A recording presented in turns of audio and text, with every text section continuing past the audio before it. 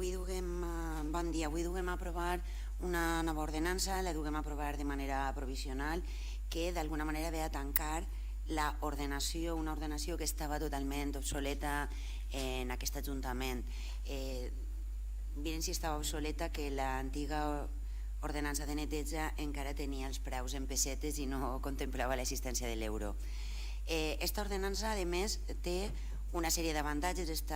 consta d'una exposició de motius i diversos capítols, entre ells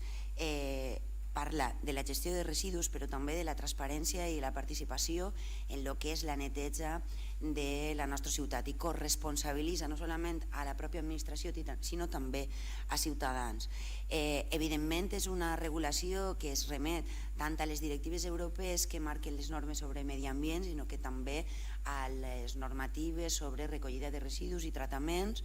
i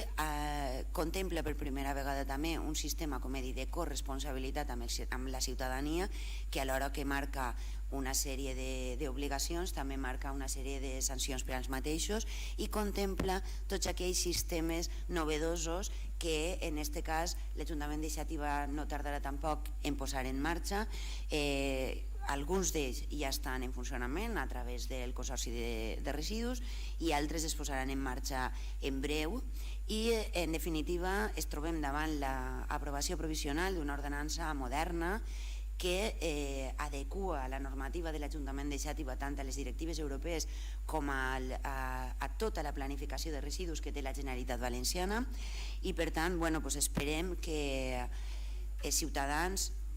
la miren, la llisquen, i que si n'hi ha al·legacions les estudiarem adequadament, perquè serà una prova de que l'ordenança li interessa a la societat perquè és la directament